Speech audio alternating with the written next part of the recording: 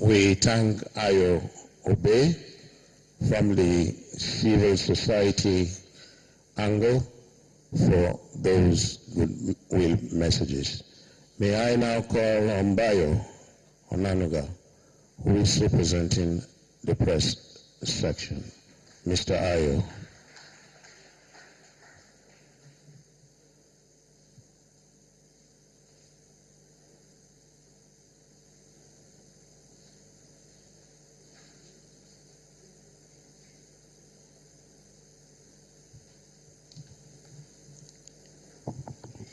Good morning, Mr. President, Federal Republic of Nigeria, Mr. Vice President, Professor Yemi Osinbajo.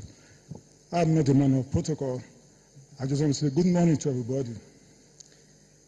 Well, I've not cried for about 40 years of my life, but today I was overwhelmed with a lot of emotions, especially when the President spoke and tendered an apology to the people of Nigeria over June 12th. I also began to cry when my little sister, Afsat, also spoke. I had to be wiping my tears all the while. Today is a very emotional day. And I think most of us will always pray that we see today, because for the first time, Mr. President has done something that I believe is very, very massive, but very earth-shaking, if I want to put it in the right way. By choosing to right the wrongs of 25 years of injustice.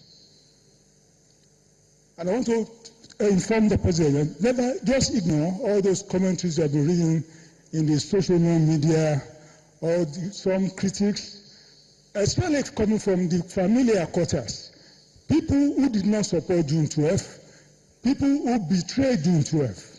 Just stay focused. Mr. President, you have done the right thing, and you have done something that I believe will go down well in history. For me, any time is good time. It's never too late to right the wrong of history, which is what the President has done. And I think the President deserves a lot of accolades from all right-thinking Nigerians for what I mentioned. I think for me, standing here, by the gesture of the President, representing the guerrilla media, or the guerrilla journalists, as we used to call them, it's also very massive. Sometimes politicians forget the media. Sometimes people in government forget the media. But the media, we are the people who bring out everything. You publish whatever you say, you doubt us. You can never project yourself, we have to project you. So thank you, Mr. President, for the recognition. I will just say today that is my 3 minutes over?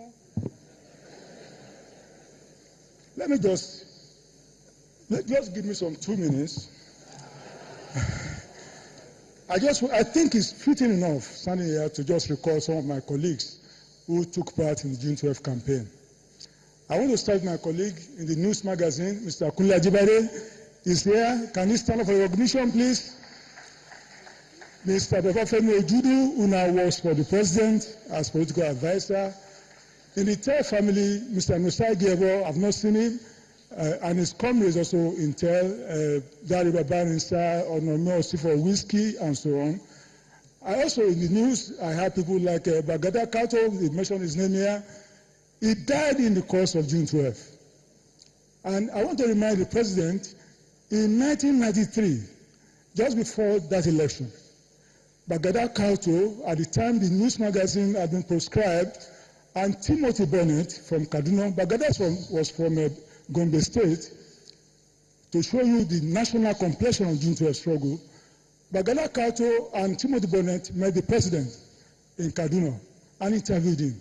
And for the first time, the President told Nigerians why he was removed by the same junta that announced June 12 in 1985. And he used a term which became very popular, the fifth columnist. And he told us in that interview, in the tail of the interview, he told us what we are going to expect on June 12th. And I want to quote Mr. President. When he said it 3 years before we interviewed him, I now repeat it again at that time, said, what we are going through now is not really a transition to democracy, but it's a pseudo-democracy. It wouldn't work. Or as it worked, it is not meant to work. This transition program was not meant to work. And I mean it. And so, some weeks after, we had the election, and this election was annulled.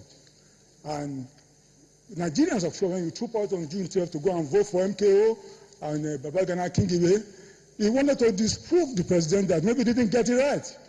But he was accurately right. And we know what happened thereafter. I just want to say that as we celebrate this day, we need to reflect on the opportunities that this day has presented to Nigerians.